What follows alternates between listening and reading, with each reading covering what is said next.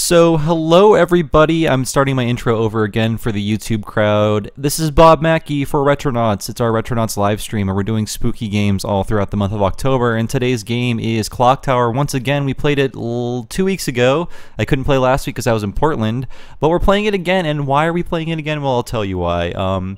This game has 12 endings, I think, and the way the game works is you kind of start playing it blindly. And as you play through the game, you pick up hints that tell you how to get other endings. So we got one ending with the character Jennifer, and with this playthrough, we're going to do Helen's playthrough, I guess. Helen's scenario. That's better. And the way you get it is very strange. You have to talk to this character once instead of twice. This is the first step in determining which scenario you're going to play. So if you talk to this guy once, you play as Helen. If you talk to him twice, you play as Jennifer. Yes, I know it makes no sense, but there is a hint you pick up in the first playthrough that tells you that explicitly. So the point of this game is to play it over and over again, you know, picking up hints as to what will lead you to different endings. And this, like as we saw last week, or the last time I streamed rather, this game takes maybe 90 minutes to play through. So it's an adventure game built on replaying it, which is very interesting and not something I'm really used to. But again, it is kind of similar to things found in later games like 999 and Virtue's Last Reward, which would take that idea and expand it even further. So what happened so far is this is the sequel to the first Clock Tower, but the first Clock Tower to be released in the United States. In the first Clock Tower, a girl named Jennifer was in a spooky mansion and being chased by something called the Scissorman. In this game, Jennifer is getting therapy, and there is the hint that Scissorman will return. And if you watched the last stream, yes, he did return. And Dr. Barton here is her very unsympathetic doctor who just considers her a research case and doesn't really believe that Scissorman is real. And we're going to talk to Harris here, who is a journalist, and by talking to him once, we are going to unlock Helen's playthrough. And Helen is Jennifer's caretaker. Please stop me if I'm going too fast.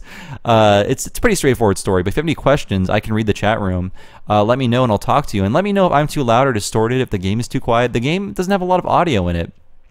Right now you should barely hear birds chirping in the background, but when the audio starts, let me know if I'm a little too loud or the audio is too quiet, and I will adjust things on the fly. Let me make sure. I should be streaming because you guys are talking to me. So let's get started and talk to Harris. Oh, Professor.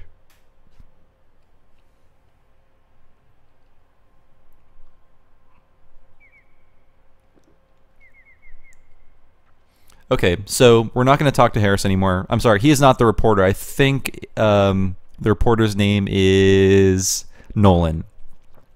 So we're going to go to the first floor and talk to Nolan, and just by talking to Harris once, we are now locked into Helen's playthrough. If we talk to him again, we'll go to Jennifer's playthrough, and each character has 6 different endings we can get to.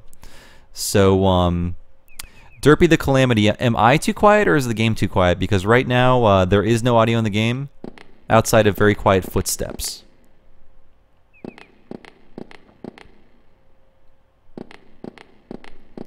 So you should just hear birds chirping faintly in the background and Dr. Barton's footsteps right now.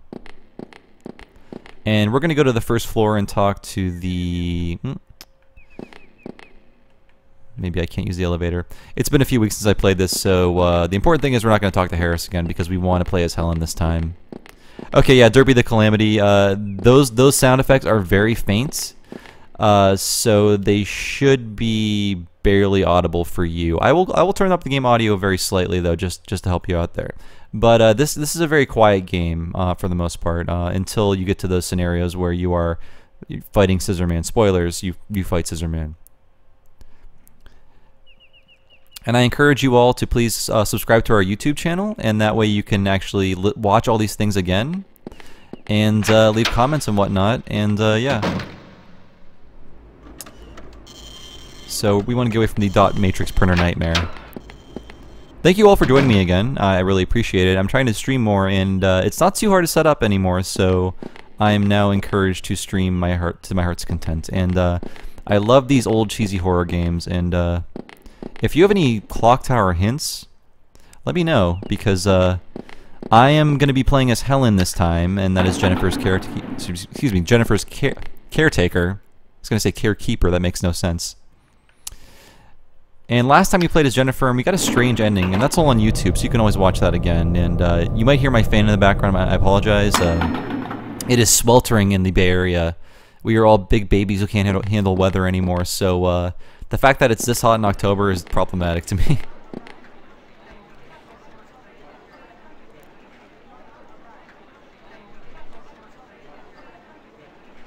So this is Nolan and Tim. They are journalists. And Dr. Barton is kind of a blowhard. We learned that from our last playthrough. He's a little too pragmatic, a little too self-centered, and he is really all about the science and not about the emotion.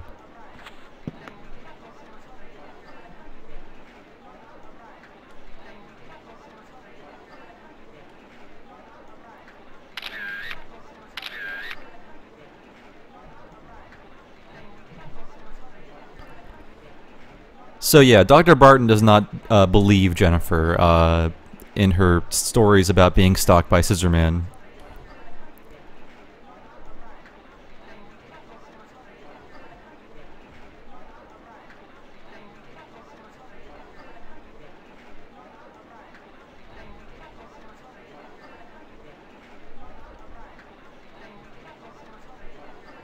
Okay, so I think I need to talk to these guys one more time.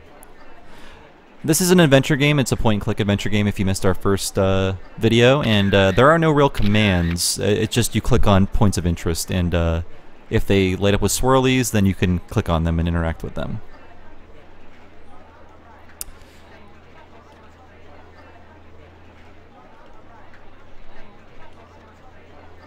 So Mars All Day was asking if we're starting again. Yes, we are. The point of Clock Tower, it's about a 90-minute to 2-hour game, and the point of the game is to play through it over and over again until you get all the endings. And every time you play through it, hopefully you'll find a hint to find out where another ending is. And we're going to be playing as Helen this time, Helen's scenario. Last time we played as Jennifer, so we have to repeat a little bit of the game. I already played through the prologue a tiny bit. I started off at the first decision point where you talk to one guy once. Talking to him once lets you play as Helen. Talking to him twice lets you play as Jennifer. So we're going to play as Helen this time.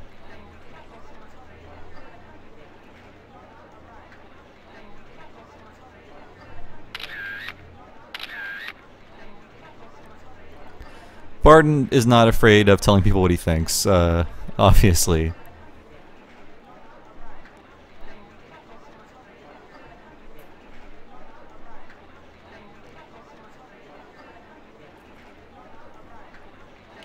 And we'll talk to them one more time.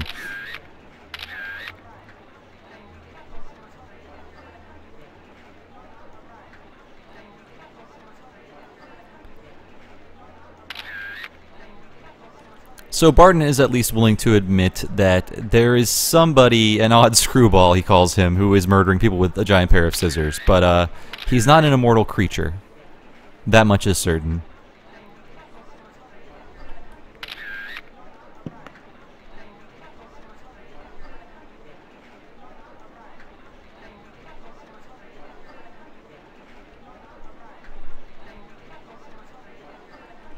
It is funny how Barton is slightly apologetic at the end here.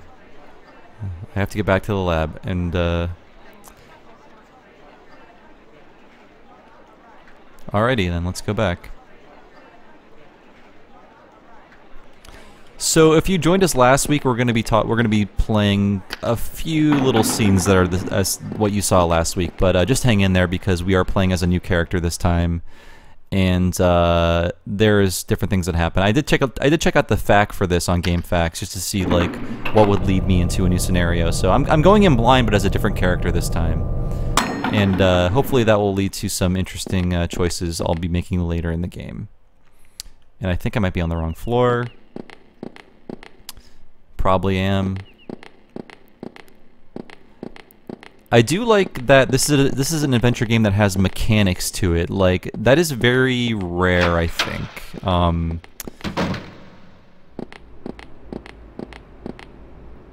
I mean, every game has mechanics, but these are very specifically designed. The whole replay factor, the whole hint system, things like that. It's very interesting, and I'm really interested in this series as a whole now after playing the first one a few years ago. So, dang it, that's Harris. Do I want to talk to him again? I'm gonna save, and by the way, I am playing this on an emulator. Please don't crucify me, but it is the easiest way to do this. So let me save real quick, just to make sure that we are not locked into Jennifer's scenario, because I'm afraid to talk to Harris right now.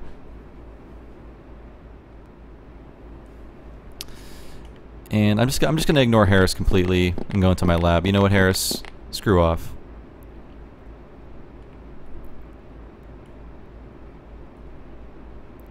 Actually, I think I might need to talk to him. I can always go back to that quick save, so we'll be okay if I did screw up.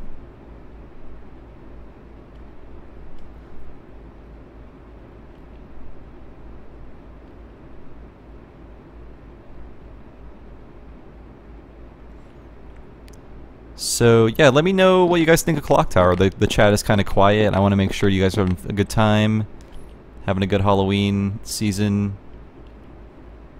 I'm gonna talk to Harris again. I have to. I think this is another decision I can make.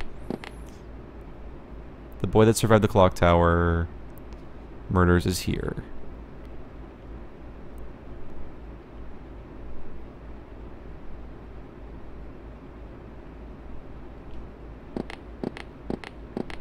So I think we're safe. I think talking to Harris twice in the hallway is what leads us up. Really?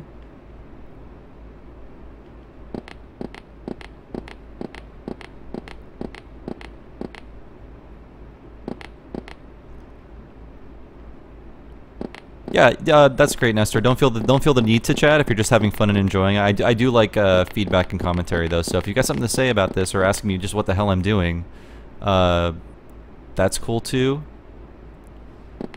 I think there's a hint in here I already found up.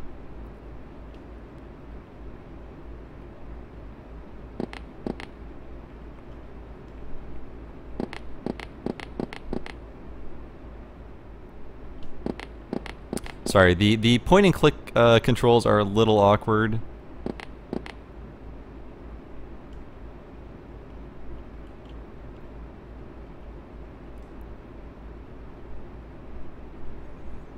So apparently I saved Aikido01 from seeing Dan's shiny bald head. I don't know who Dan is, so but I'm glad I've got a full head of hair over here. I'm sorry I don't have a webcam on, but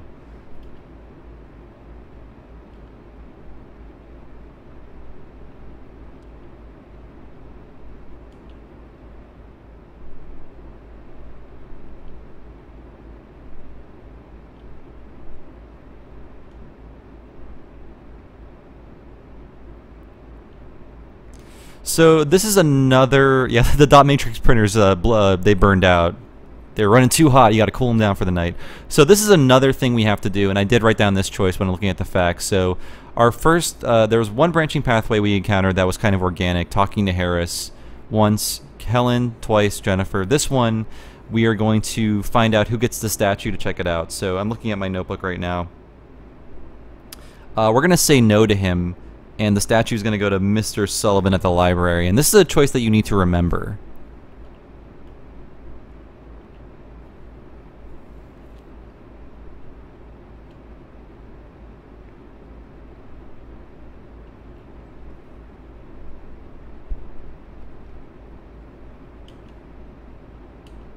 So again, now I'm coasting. No, I'm not coasting, but now I'm just gonna let this game play and make natural decisions. But I wanted to make sure I'm making different choices than I did the first time.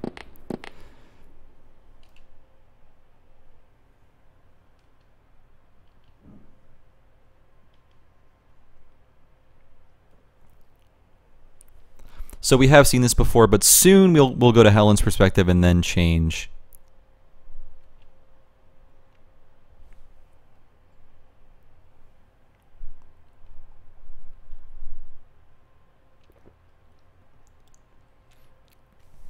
I do like that she calls him Edward because that seems to be the default name for a small child, I guess. It's like I call him Edward because it's too awkward to just call him nothing. You know, Edward, the default human name.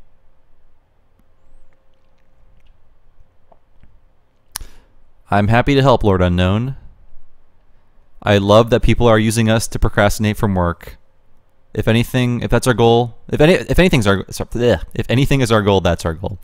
Again, it's really hot in here, so I am a little flustered. So,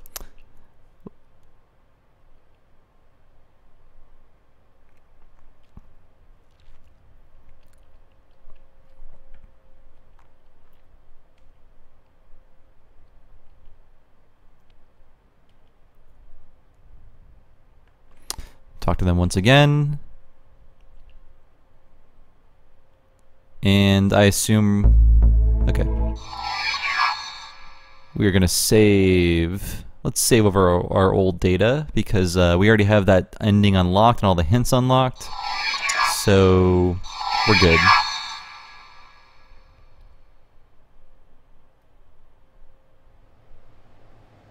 And now I believe we are playing as Helen.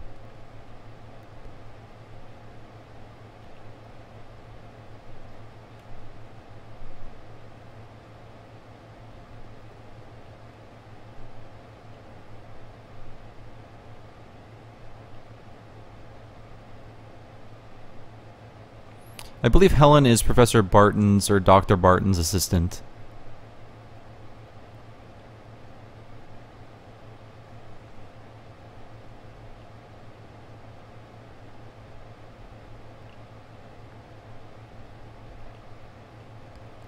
So Helen's leaving work because her hard drive crashed.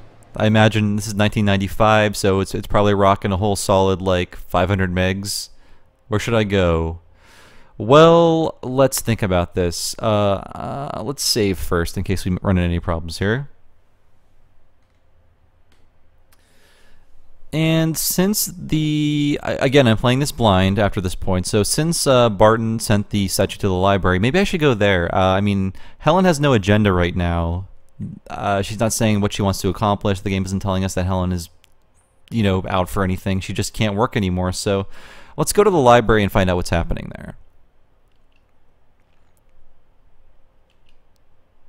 And Helen gives a nice tip about the library. Beautiful, beautiful render. It's made in Minecraft, people.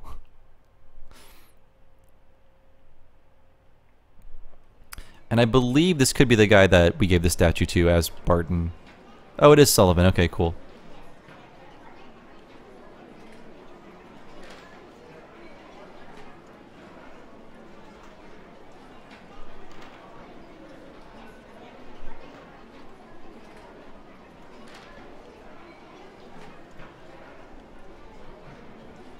Well, that accomplished nothing. Yeah, a lot of these places you can go to are just you exchange pleasantries with someone and then you just leave. Jennifer lives here. Oh, with Helen rather. So this seems right to me.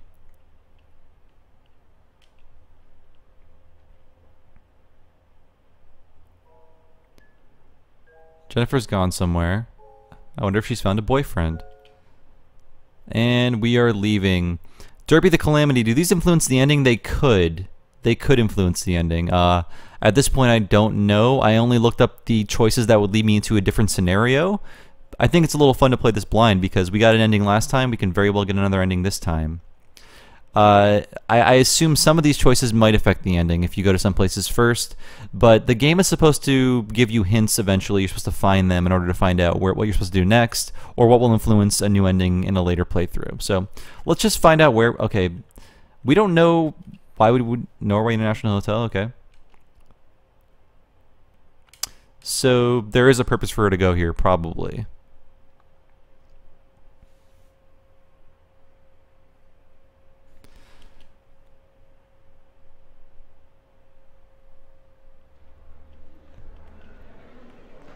So now we can actually interact with someone. Hopefully it won't just be like, "Hi, how are you? I'm fine. Okay, bye."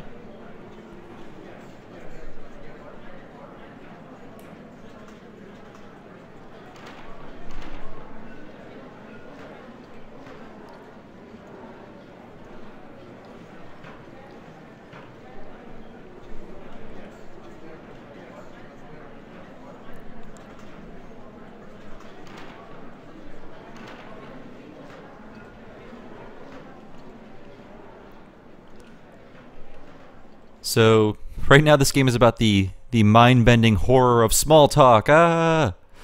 But it's got to be either the newspaper company or the police station. Let's head to the police station first.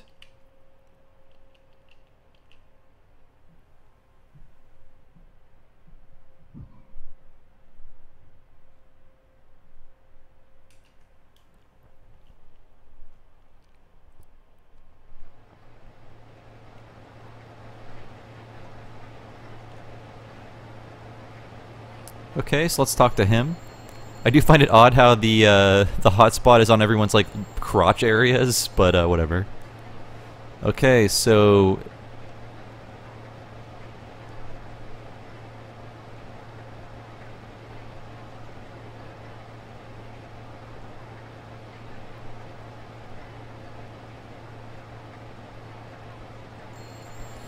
the police, even the police think that Jennifer is, you know, maybe they think she's crazy, maybe they think she's bending the truth, but they seem to agree with Barton.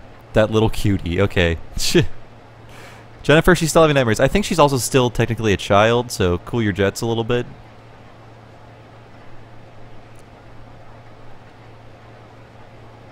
I know she's based on Jennifer Connelly, but come on. So it looks like we've gone everywhere but the place we need to go. Okay. Let's see. Okay, I'll save. Let's see what happens if I don't go to the university. I'll be mobbed by reporters if I go over there. Okay, so we don't want to go there. So I think we just had to visit every place we could, and now we're going to go back to the university, and I believe we're going to have our first encounter with Scissorman, probably.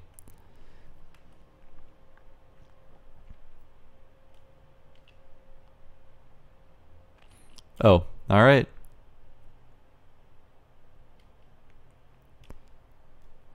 It said she should get home and work on her dissertation, but this is not home. And we're just gonna stare at each other for a while. But yeah, it is odd. The cursor is drawn to their crotch at all times. I'm not moving it back down. It just kind of snaps to their crotches.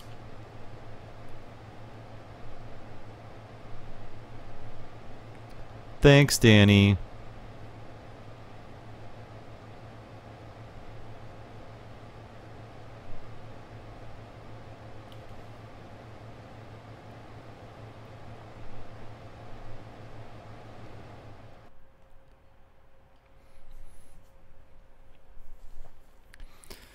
So this game breaks up his action segments into specific scenarios. I mean, specific segments. So when Scissorman is going to attack you, you kind of get you kind of know when it's going to happen. It's not always a persistent threat throughout the game. So I have a feeling that it's nighttime. It's been long enough. We're gonna have to avoid Scissorman at some point soon. And why are we all sleeping in bunk beds in the research lab? This is very strange.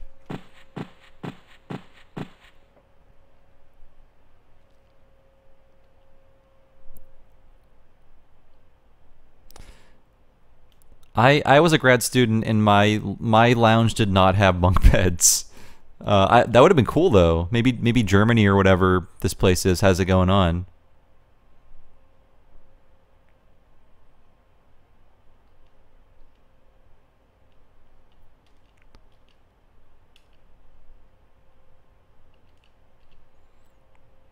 You know, if they didn't want anyone to use the university as a motel, they should not have installed bunk beds. That's just kind of sending the wrong message. Wouldn't you agree with me?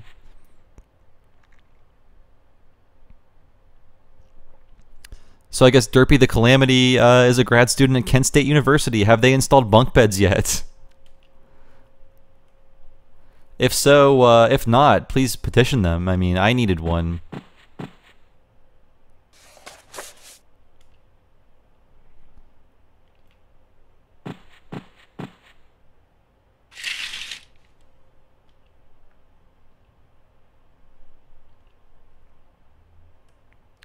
That's a real shame.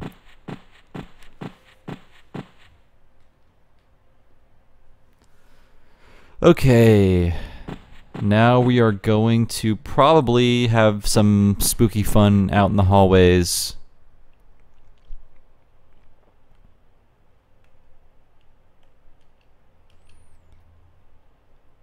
And I think we're done. I think we can leave. Okay. Light switch. Let's make this cozy. Good night.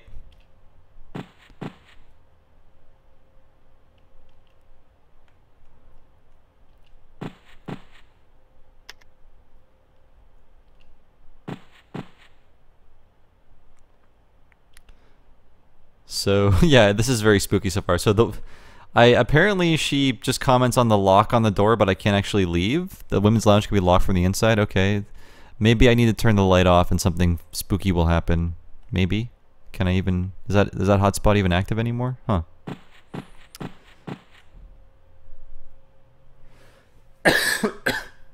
Excuse me. Okay, so...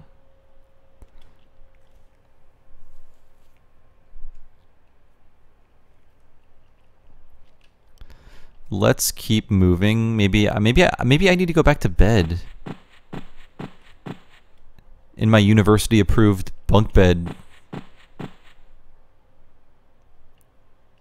Oh. I thought I just got up from a nap.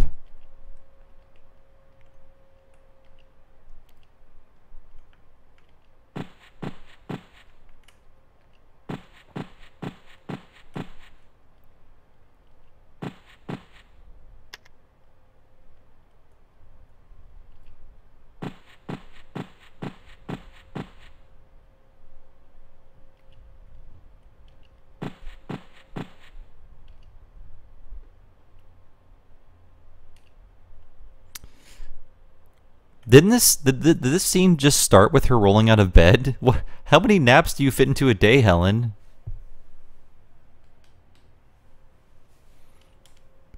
Classic lazy academics. Always napping between dissertations and clipping through bunk beds.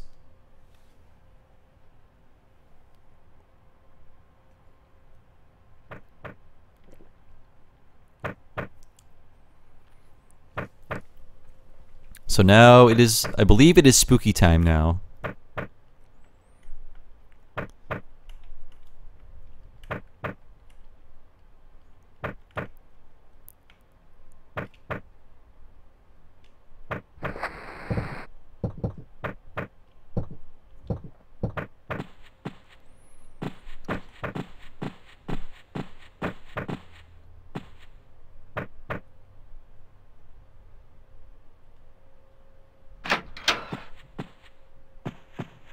Okay, yep, that's about right.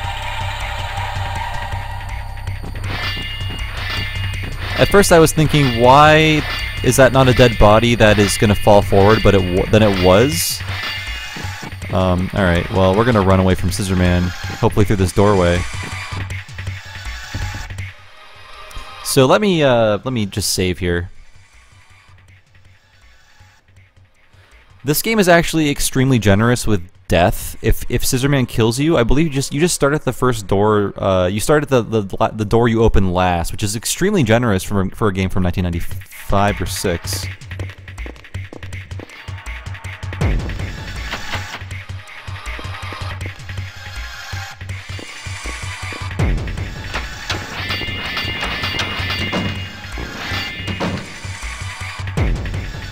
Luckily, Scissorman has advanced scoliosis and a bad leg, I guess, so we're gonna have to find a way out of here soon, but I think I'm gonna hide in the ladies' room until he stops his pursuits.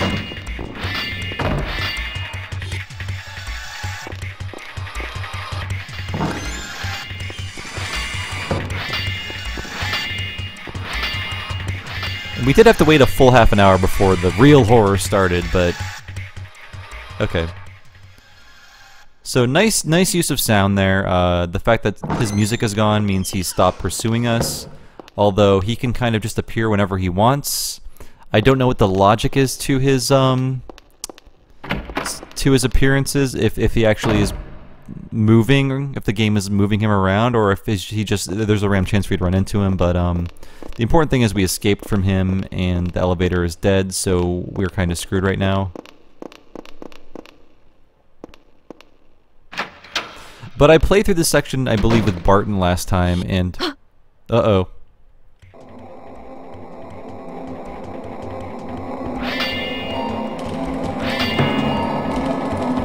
And the same thing happened. He activated all the kill screensavers. We've seen it, Scissorman. Very interesting.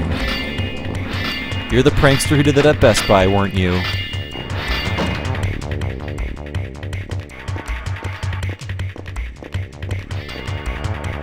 Oh yeah, I think that is the men's room, actually. My bad. So, Helen needs to run. I believe the way to get out of this is exactly the same. You have to find the key to this, like, fire escape So, oh. Well, hopefully he won't kill us.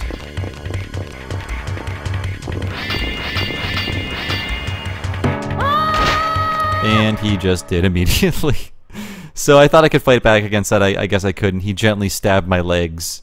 But we will start off very, very close to where we left off. Continue.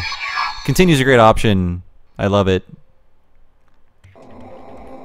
Again, super progressive for a 1996 game. Usually it'd be like, oh, you didn't save, so play 20 minutes of the game again. Sorry.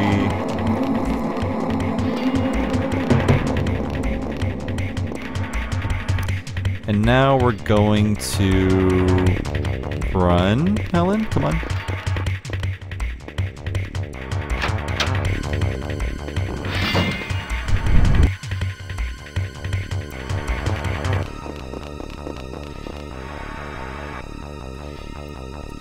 So there's nothing of interest in here. I'm going to try to go this way. Hopefully that's not locked. Good. Uh-oh. All right. And I'm praying for a miracle here. I'm praying for a hidey hole.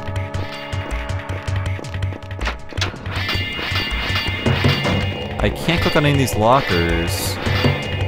I really should be able to. I feel like they're custom made for me to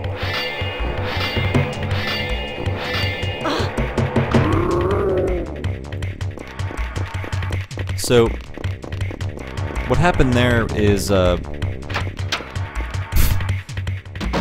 she left on her own. What happened there is, there are points where you can fight back. It's just that, you have stamina or something. It's all indicated by the cursor. So my cursor is like an orangey color now, which means that, I've used some stamina fighting back against him, and the camera kind of hid what happened, so I didn't see what happened there. Mars all day, you missed the last playthrough. I did hide in a locker, and it was totally cool. Now we're in Barton's office. And that's locked.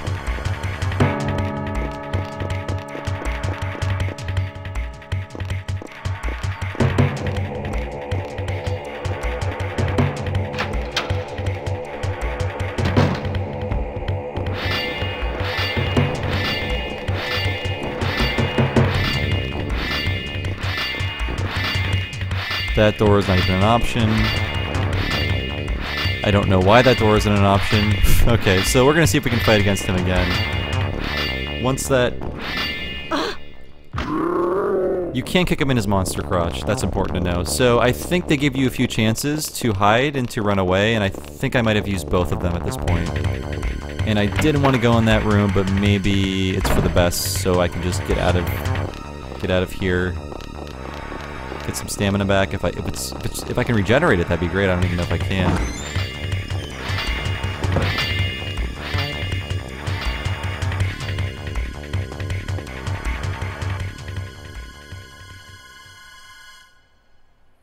So I think I'm okay for now.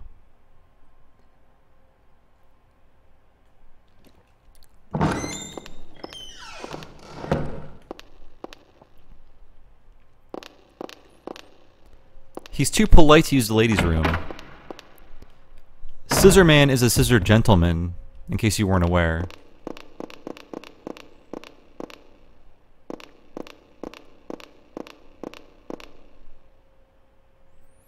And I'm gonna go down to the... Oop, no, Helen. I want to go this way.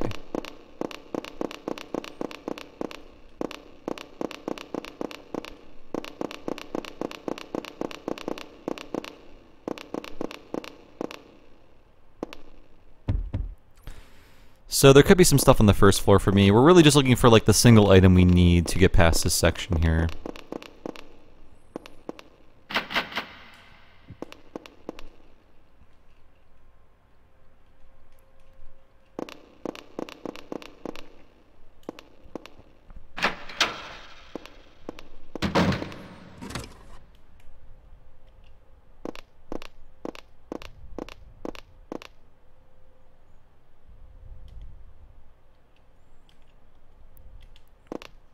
There is a bit of pixel hunty puzzle stuff in this game. It's not too bad. I had someone on the stream last time who had played through the game before, so they were helping me. This time I'm not too lucky, but I'm also a little more attentive about just kind of clicking on everything, moving the cursor around a lot.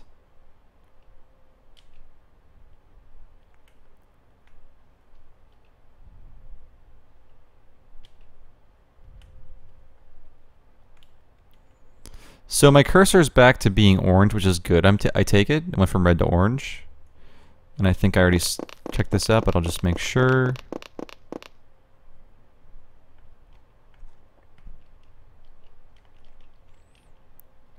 And now I'm back to white. So this looks like a door, but I guess it's just boxes. That's the parking lot outside. And it is locked. Wired shut. Oh, that's right.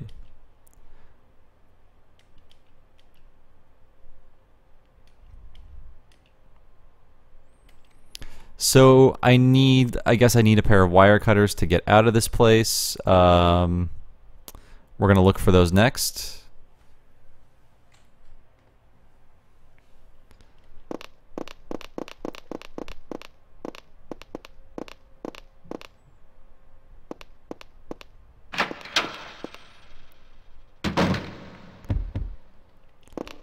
And I'm really hoping I can find them soon. It's locked.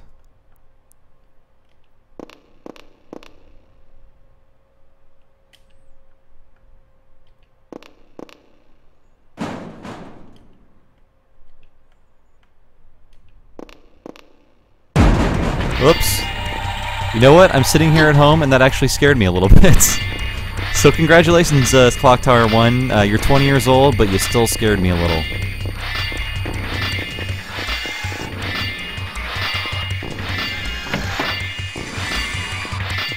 Again, this is a foolproof plan.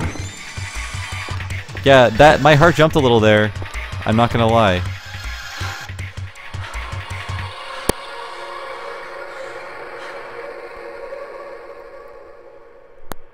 And I went into this game thinking, yeah, whatever. This is not going to scare me. You and your 12 polygons. That's impressive, so nice job. I mean, jump scares are the cheapest thing ever, but hell, if you can make them work with papercraft polygon people, then Godspeed.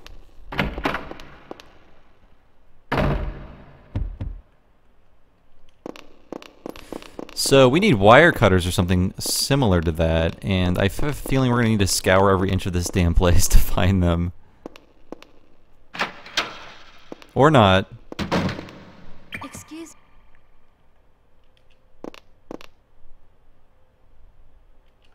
Helen is very practical.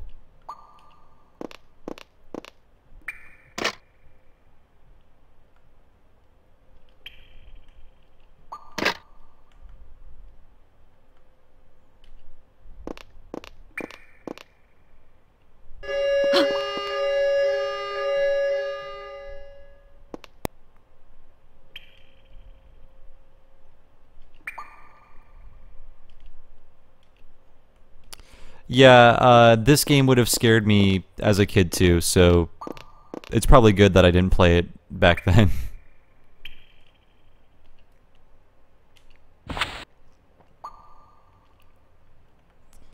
So now I have a storage key. If anyone remembers where that storage room was, that would be helpful, because I feel like there's something I need to do in there now.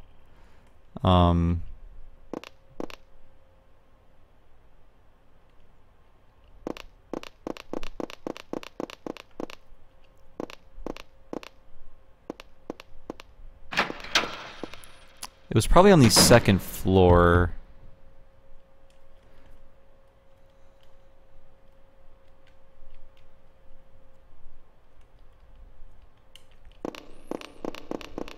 First floor, far left. Okay, thank you.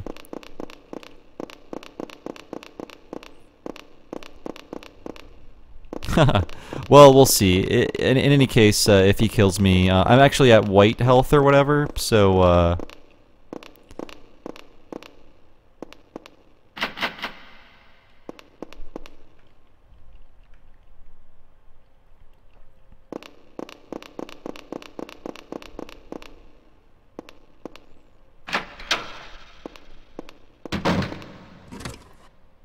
Actually, Maniac Mansion kind of scared me in a fun way, so you're not alone in being scared by kind of non-scary things. So this is where I need the wire cutter. I don't think the storage key will come in handy here. And this is not a door. It looks like a door, but it's not. So we're gonna go back. Yeah, redeads are pretty scary too. We're gonna go back to revisit some rooms. I'm sorry. I'm playing this blind. If you can look things up for me, that'd be awesome because I'm too busy playing a game. But I don't think it's on the same floor. That doesn't seem like it would be a kind of game design decision that they would do. The door is locked. There's no way to open this door. Can I use a key on the door? Maybe.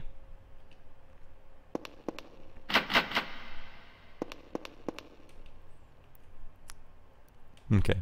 I think the "there's no way to open this door" is just the game telling you don't try this door. We just wanted to reuse the same. Oh no! Don't go in the bathroom.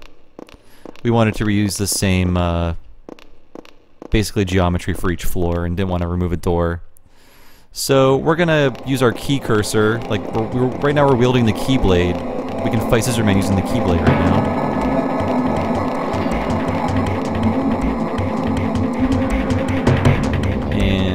I think he's on this floor, because the music is still getting pretty loud here.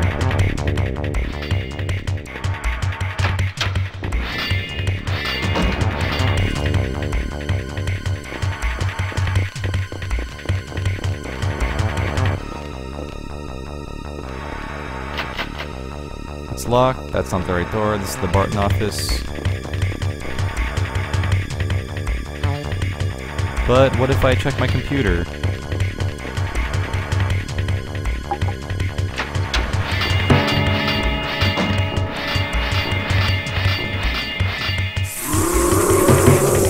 Ah. I guess I had Mace next to my computer. Interesting. Okie doke.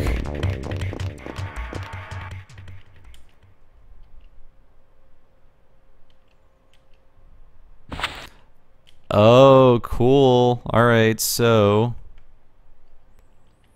that's not actually an explicit item, but maybe I can actually go into the office now that I have it. That was weird. I wasn't actually sure what happened.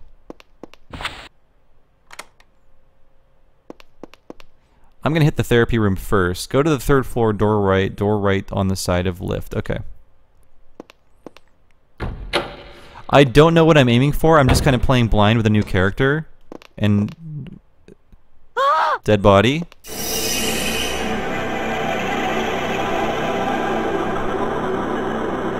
Do we know whose body that is? Is that the guy who fixed our computer or something? Because Dr. Barton found the same body in his playthrough. Or maybe that was... I think it was Jennifer. That could be Dr. Barton, actually.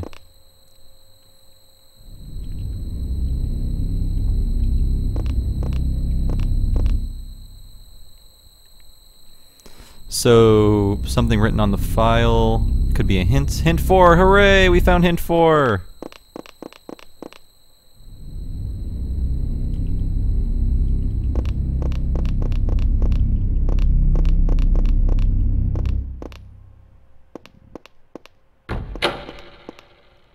So we're gonna go to the 3rd floor. This was actually a PlayStation 1 game, Bittersweet Jesus. One of the few point-and-click adventure games on the PS1, but I like it a lot. It's kind of antiquated, but it's also 20 years old, so what are you gonna do?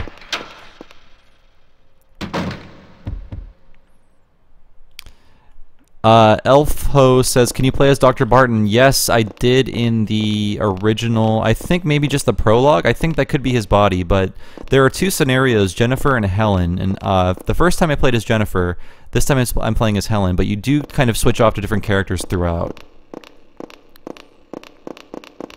I'm actually emulating this on my PC, just because it's much easier to stream that way, and to quick save and stuff. Yes, I agree, Flipsider99. I think an adventure game built on replays would be amazing. Like, Maniac Mansion is very much like that. And the fixed camera angles are cool. It's very like, I don't know. You're kind of looking into a spooky dollhouse, I guess.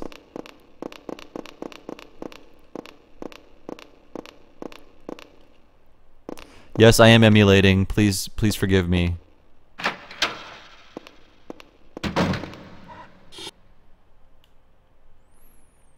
So now on to the next part of this. We're going to investigate every computer. Wonder if there is something here that might be useful.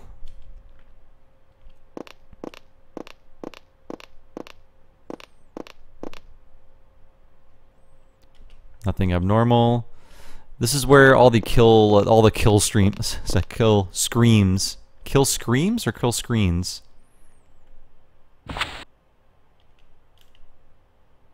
Okay, so now we can actually go back to the first floor and escape.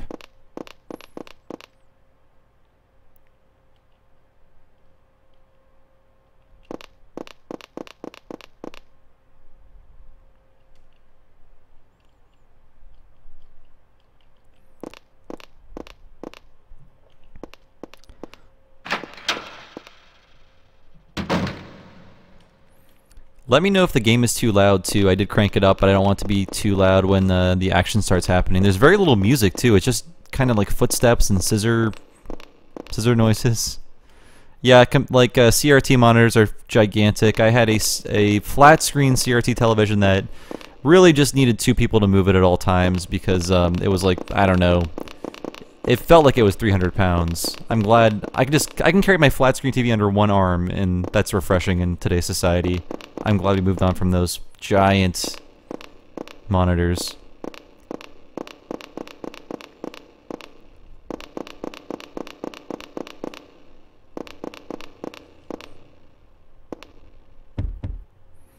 Alright, now which way do we go? It's one of these doors over here, and now I can actually escape.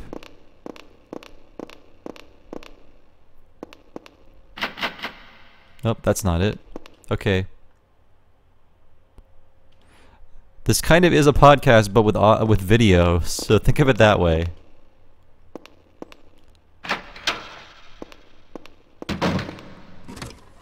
Okay, now we can leave. So we're going to use the pliers on the door.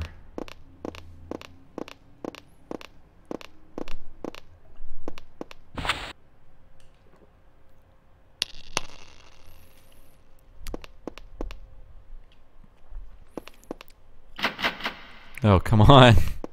Okay, so I also have the lock, so that's interesting. I have the key too, so we're good. That's pretty cool. I like that puzzle.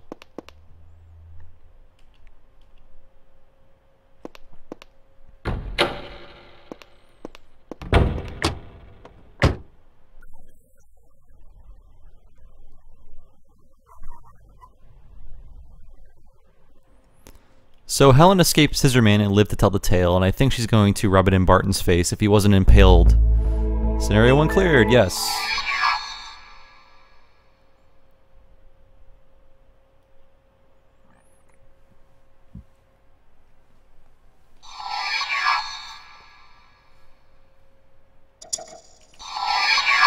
I don't believe there was a PC port of this game.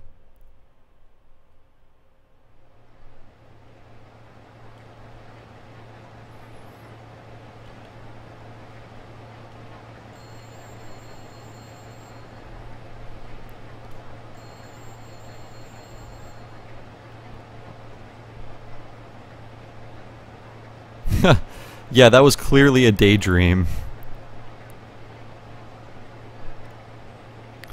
I guess there were only 2 murders, Danny and Dr. Barton. Does that constitute a mass murder? I don't know. You can make the call.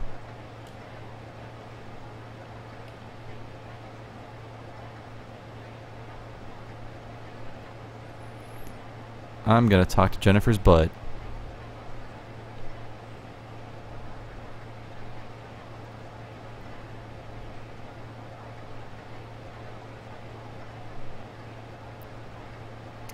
Yes, this is Clock Tower 2. It's funny, the game starts off by talking about what happened to Jennifer, and it's not ever made clear, super clear to the player unless you go into the pamphlet option in the options menu.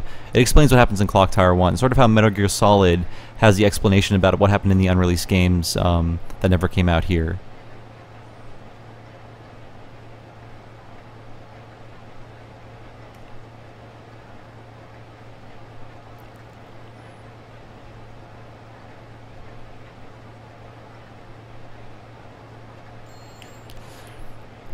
So I bet people in '96 who played this are like had no idea there was an entire other game that they're referencing constantly throughout this one game, which is really interesting to me.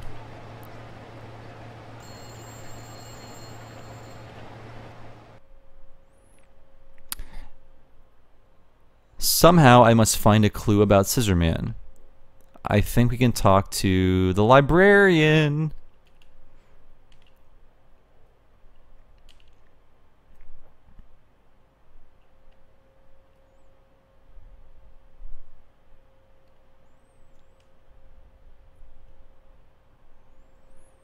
And I guess the guy who made this game, or directed it rather, has a follow-up coming out. I don't know if it's out or not. I interviewed him a long time ago about it, and I don't know if it ever came out or not.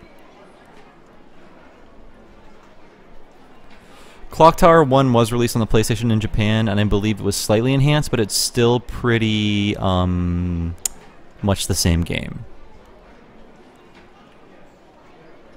It was also released on the Wonder Swan, if you can believe that, and I can't imagine that being very good. Oh, I see.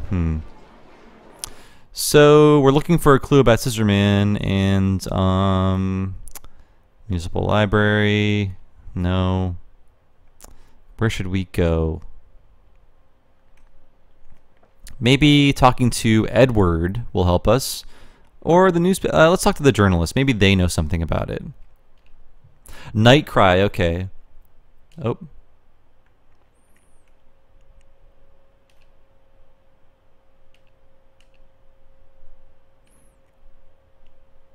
Yeah, this game was made by Human Entertainment, and they made a lot of really cool things, including kind of like the predecessor to Deadly Premonition. It was an open-world adventure game, very much inspired by Twin Peaks on the PlayStation 1. I think it was called Malerna Falls.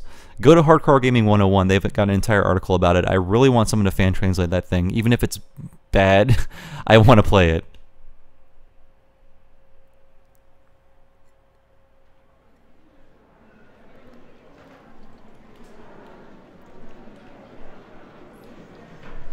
And apparently Human made the best wrestling games.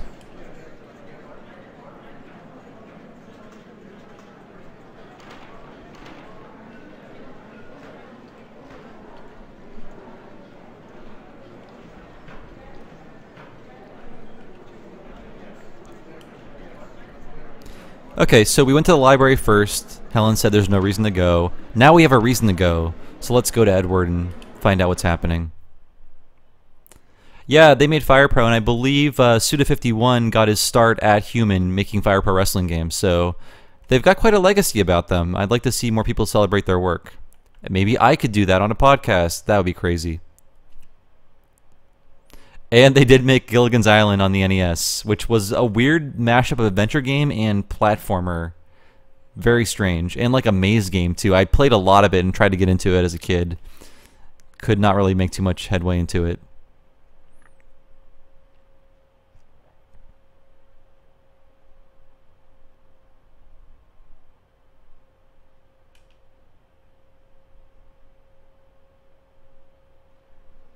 Okay, now we can go to the library.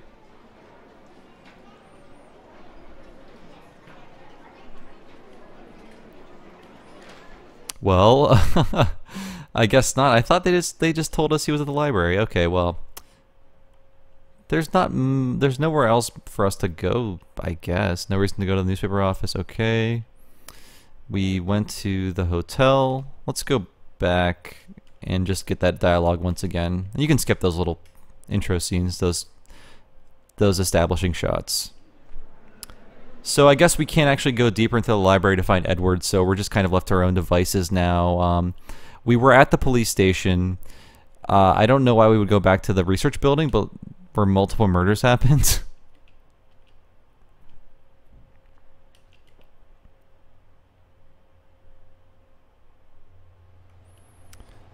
And again, all the hot spots are on people's crotches. I don't know why.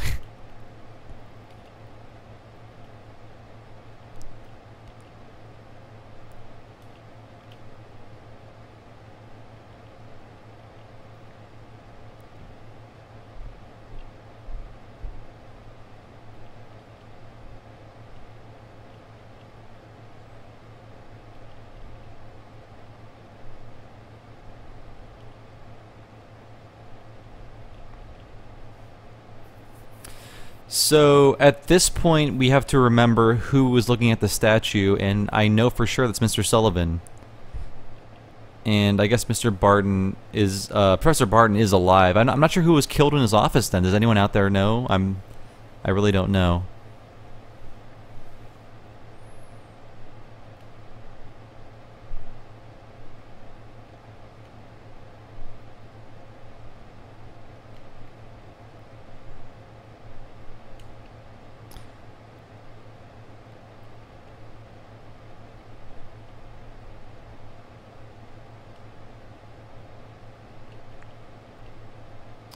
So Rick is a butler, or was a butler at the Barton Mansion, and in our last playthrough, I believe the game ended in his house when we were playing. I think we were playing as Nolan the reporter and investigating Rick's house. But now we have the statue in Mr. Sullivan's possession. We're going to visit him at the library and see what's going on with these murders. This is our third trip back to the library, so hopefully he is there.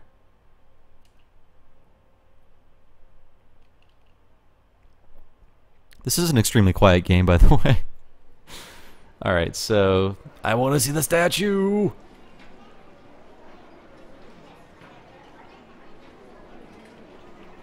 Alright, well that was trip number like 12 to the library. Let's just go home. No? Alright, so now we're just left to revisit some places. So maybe Mr. Sullivan's at the newspaper company. Nope. Police station. Oh yes, I will ask Gotts about Rick. Oh no, I want Mr. Sullivan.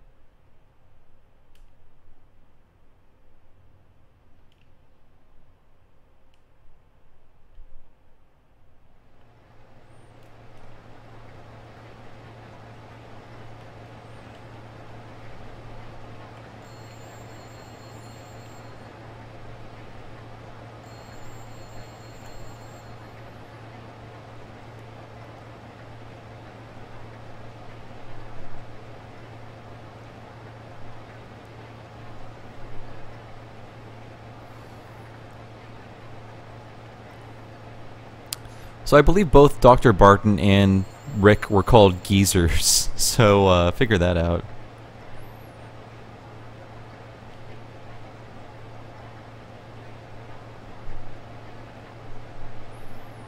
I can't leave until I get more dialogue out of him, but anyway, what about him?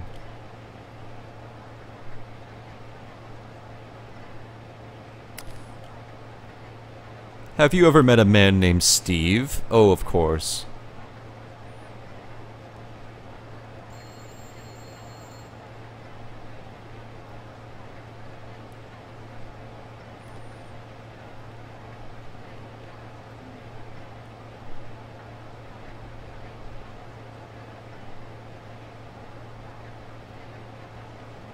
I know Rick does not have the statue, but I have to keep talking to him about this until I can leave.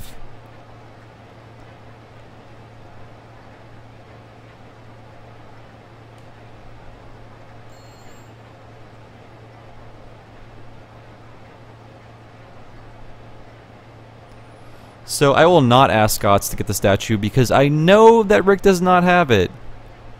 No, Gotts. You will not get the statue. It's in Mr. Sullivan's possession. Exactly. So we had to do this first. We had to answer a little quiz. It's statue quiz time. So I was afraid I would be locked into the whole Gotts investigating the Rick's house thing. It was Gotts, I guess, last time. And now I believe we can go to the library. Ooh, scenario 2, Edward.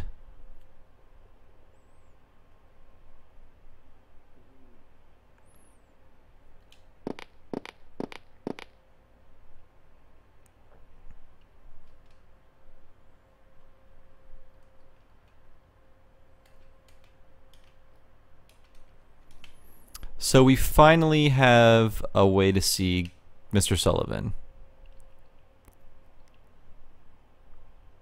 Hey, Finkelroy. Thanks for joining us. Or me, rather. I use the royal we. I am podcast royalty.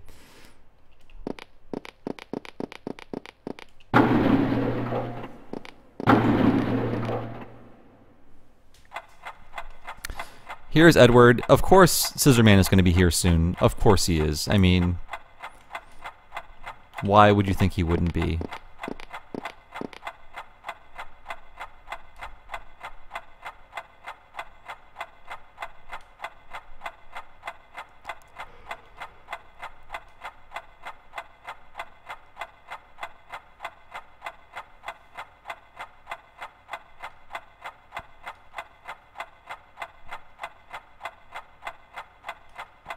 So I feel like we're on the verge of a jump scare. I'm sorry, I did not mean to talk to him again. I apologize for that.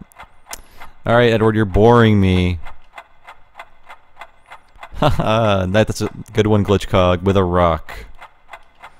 We need Charlie Brown on Halloween in this room. So it feels like Mr. Sullivan's gonna be dead when I find him. I don't know.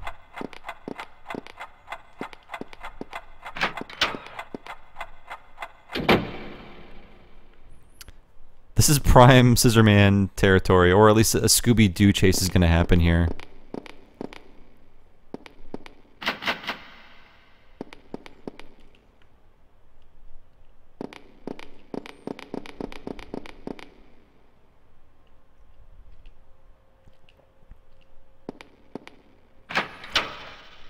I bet he's going to be dead. Oh, never mind. Mr. Sullivan, I presume?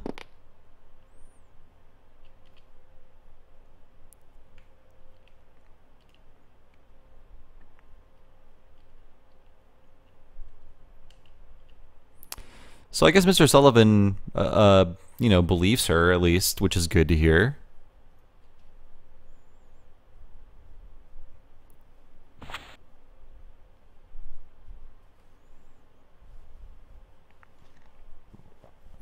Wow, this game contains actual research.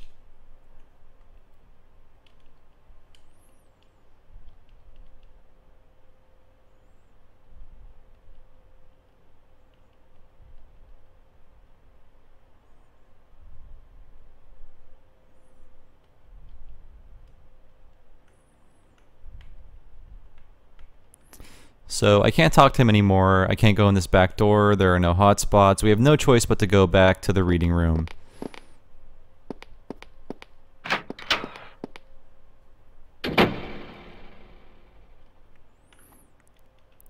I don't even think Helen will go up the stairs. Nope.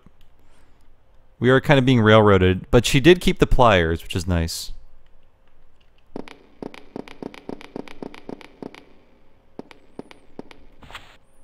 Finally, I can enter the world of reading.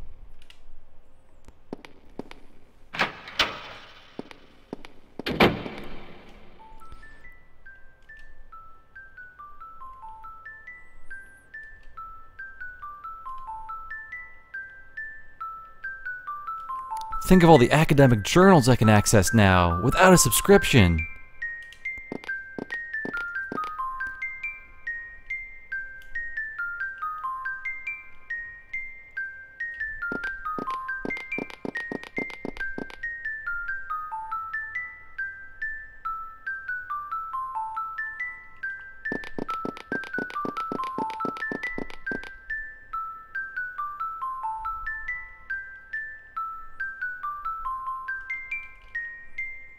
Put the Dan Brown down. And what are we missing here?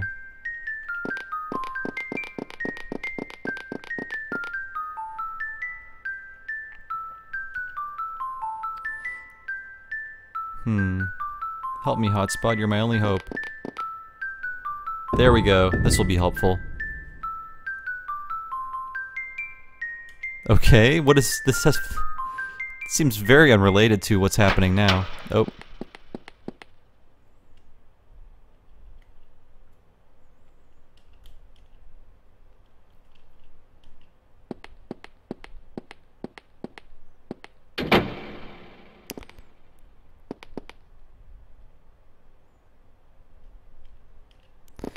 I think now we're gonna find out that Sullivan is dead. He can't be alive.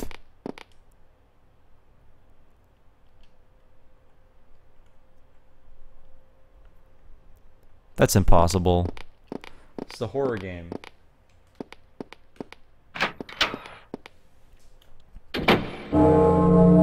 Yep. We're in for a treat. Oh, I keep being wrong, but I think I just want Sullivan to die. I don't know why. What's wrong with me?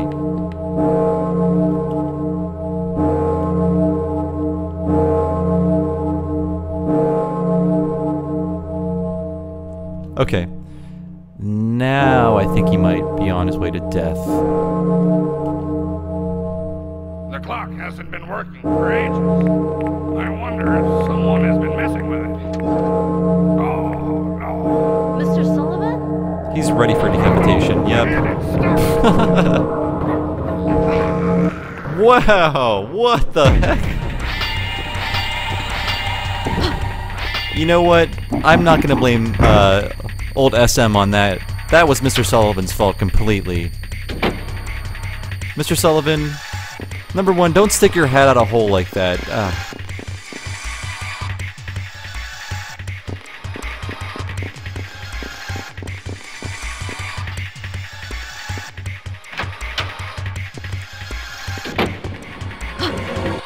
He died as he lived. Excuse me, he died as he lived. Incredibly stupidly. I like the chat is just catching up to the clock tower decapitation that just happened. I love it. So what do we do? Do we climb up?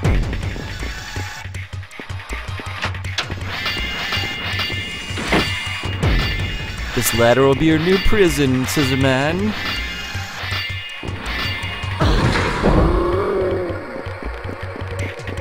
You know, at that point, you just take the scissors from him and then, you know, chop his head off or something. You don't leave the body there. Helen? That's a clear Jason Voorhees rookie mistake. Yeah, that death had nothing to do with Scissorman. Sullivan was just not prepared for clock maintenance. Helen?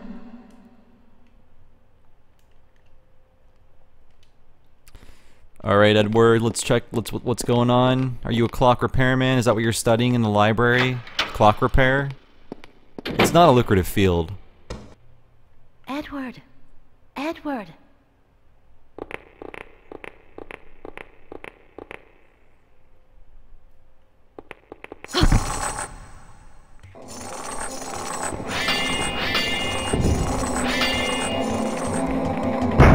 Okay, so that's kind of the equivalent of a QuickTime event. I had to hammer on the square button to escape that thing from happening.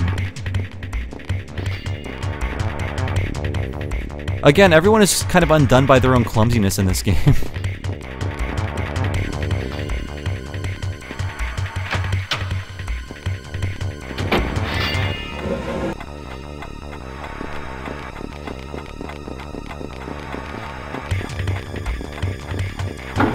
So that person's dead, right in this area here. And let's just, I guess I can hide back here, maybe?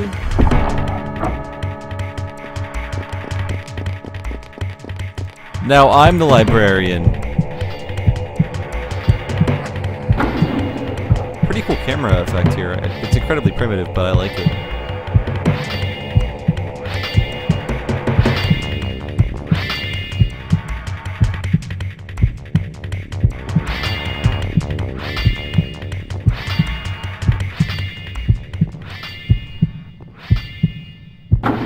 Let me know if the game audio is too high. It looks like it's peaking pretty hard over here, but if it's not too high for you guys, that's fine.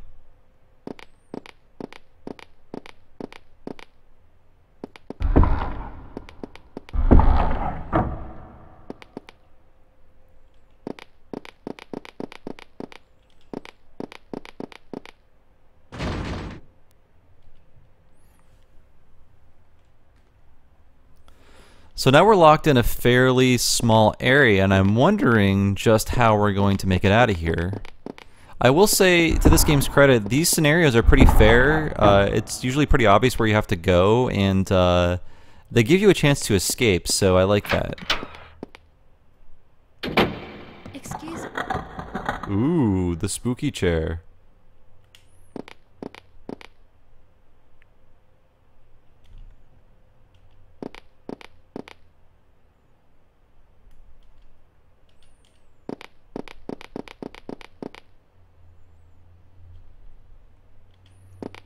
Can we at least make copies of our butt?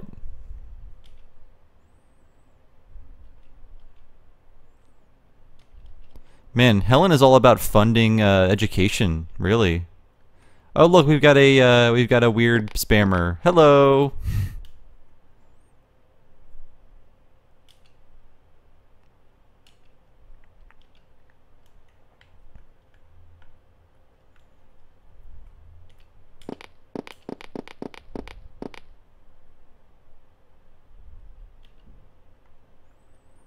So I'm gonna move this cursor gently to this side of the room. And there was something moving here. Edward, I thought you'd still be here. It's dangerous here. Come with me.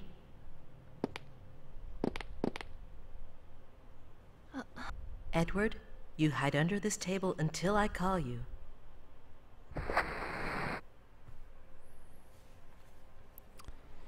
Be a good boy, and don't worry. We'll make it. I do wonder what happened to the corpse that used to be here.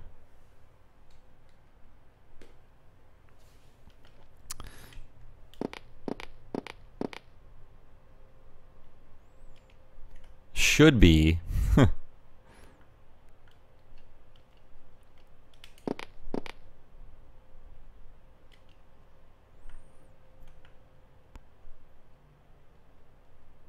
I am looking for hotspots because there could be a key or something I need around here, so there's a little... See, I couldn't click that. I knew that was something I needed to click on too. Event. Well, there's probably a reason that I held on to these. Hello, Helen. You have one item. Bam. It's pliers time.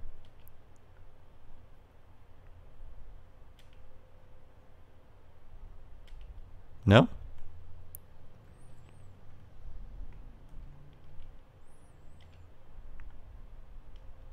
Okay, well I guess that's not what we need. So now we just need to find a screwdriver. Every like action scene in this game is about finding a common like piece of hardware. Wire screen, got it. Yeah, I think I just need to find a... So we are going to probably go to Dr. Sullivan's or Mr. Sullivan. I don't know. He's dead. Does it matter? Does it really matter? Whoops. Well, again, don't blame that on Scissorman. He has no say in the lighting system or anything like that.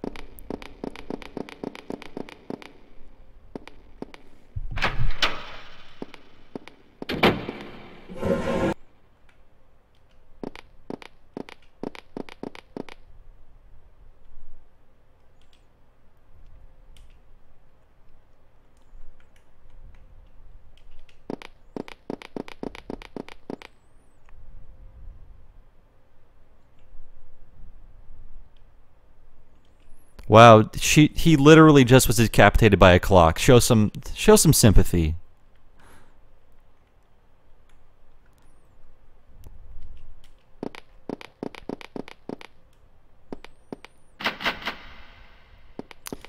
So looks like I need a key. And is there anything else to click on in here? Maybe this. Maybe I can make fun of Mr. Sullivan's poor typing skills.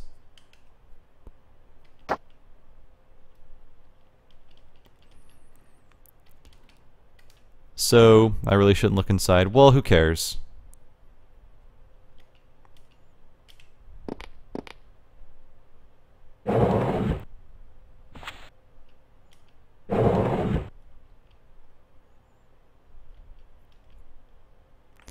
So again, Barton thinks that Jennifer has multiple personalities, which is a very convenient excuse, I guess.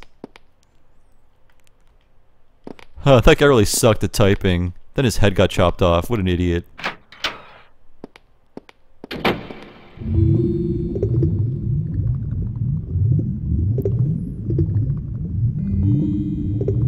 Ooh, we get creepy music in this scene.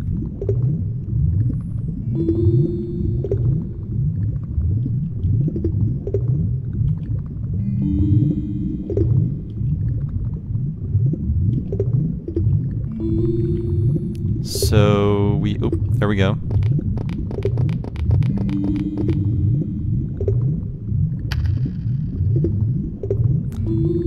I like this light, that's cool.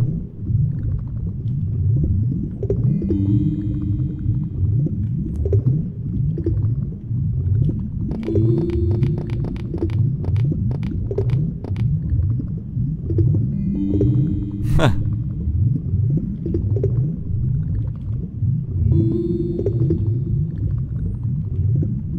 It's mostly swords.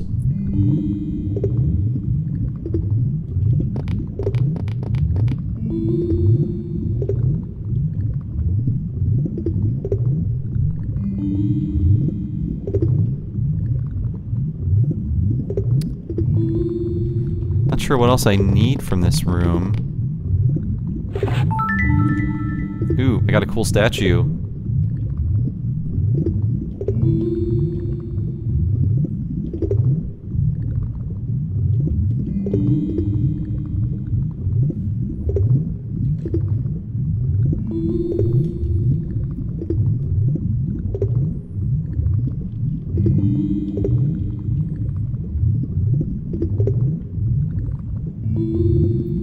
So is there anything else I need? I've got pliers, I've got just my arrow, I got a statue. Nothing else to click on here. Let's leave.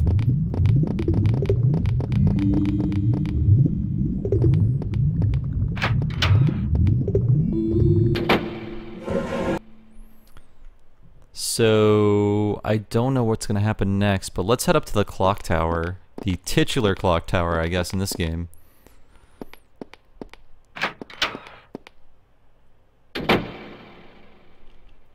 Maybe... oh, I can still do that.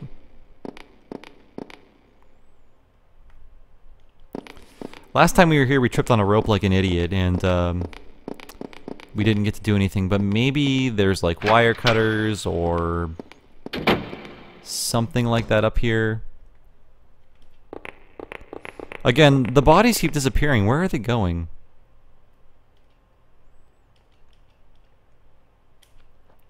Hint 7 is mine at last.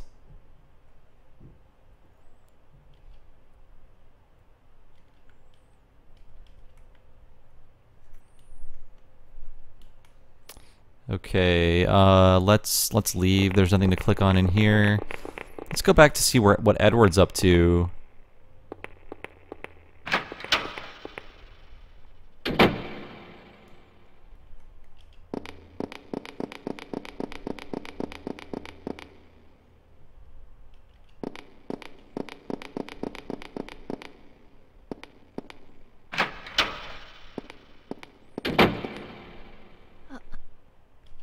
Actually, getting the hints does not give you better endings, but it lets you know how to access different endings and different paths.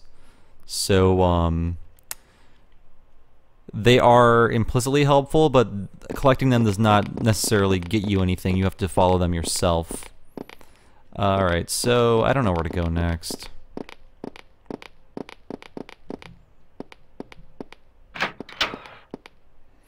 Glitch Cog, I don't think so, because I think the point of the game is to play through it multiple times, and it's very unlikely you will know the right route because a lot of choices are kind of arbitrary. So, ooh, something's going on in this room. Spooky music for one.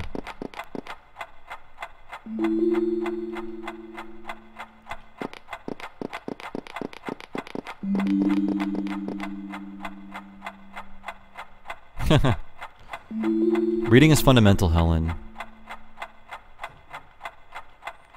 Well, there is a person's body crammed through these bookshelves.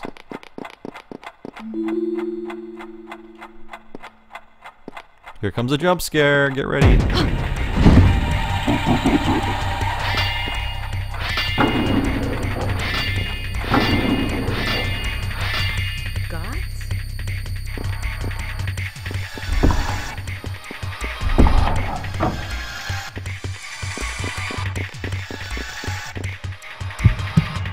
So now we're gonna hide. Once again. Hopefully this will work.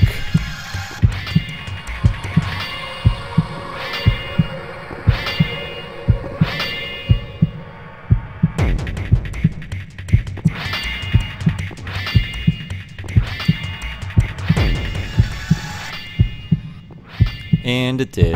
Twice in a row. I don't know if there's literally anywhere else you can hide in the library. I have not encountered any other hiding spots. But have we gone through that door before? I don't know.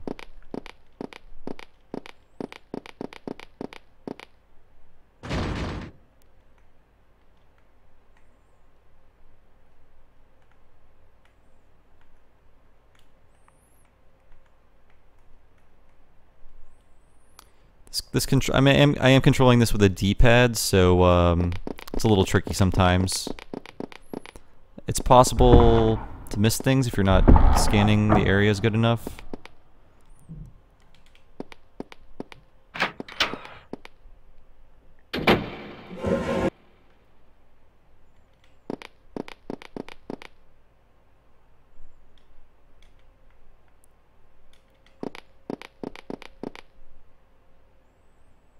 Okay.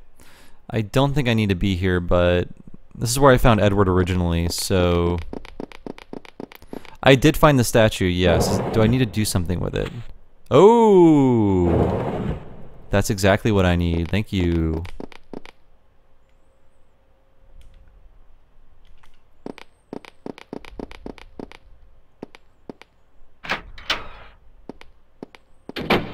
Guys?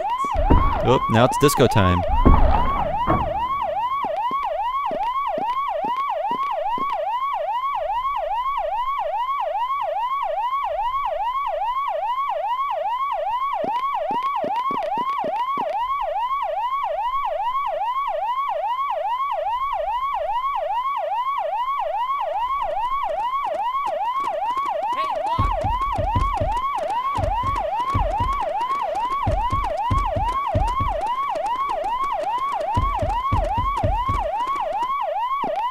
So I'm still in trouble, and so is Edward, presumably. Yeah, this is my first playthrough. I've never really played it before, and I'm really liking it. And I know he's in here. Wait, let's go back just to be certain.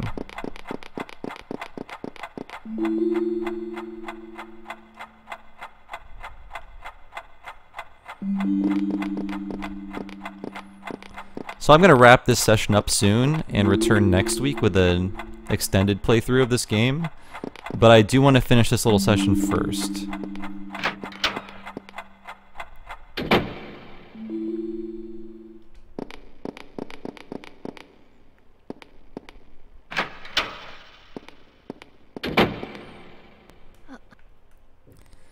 And we can now let Edward escape, so let's do that. Use our screwdriver. We have the statue. There's no use for it now, but we can at least take this off and shove a child through the tiny hole in the wall. Edward, come out from there and come over here. Edward, you can probably Edward, you're going to go on an adventure. Hurry, run This away is from not there. on PSN for purchase. It was published by ASCII, and I don't know what they're doing now.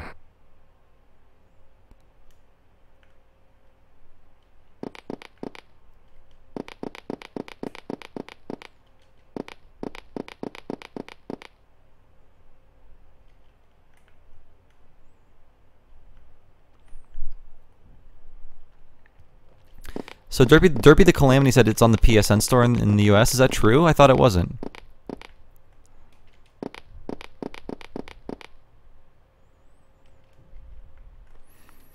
So now that Edward is free, we probably like set a flag, which means we can continue. Let me save. And I'll go through this door here, and hopefully we will move on to the next section of the game.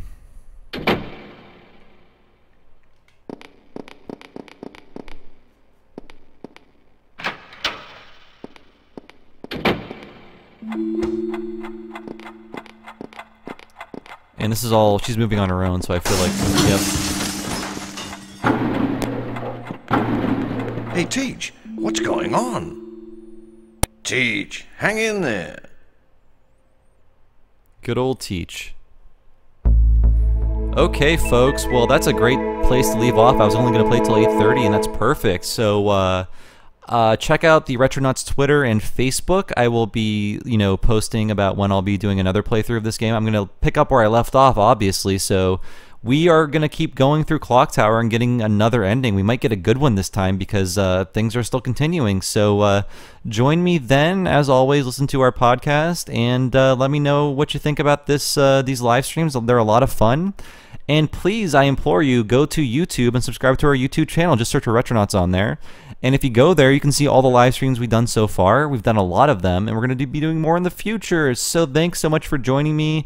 I'm going to save real quick. You can watch the saving process. It's so exciting. I'm accessing a memory card that isn't even there. Then that's spooky. That's so spooky. So until next time, folks, I will see you when I see you.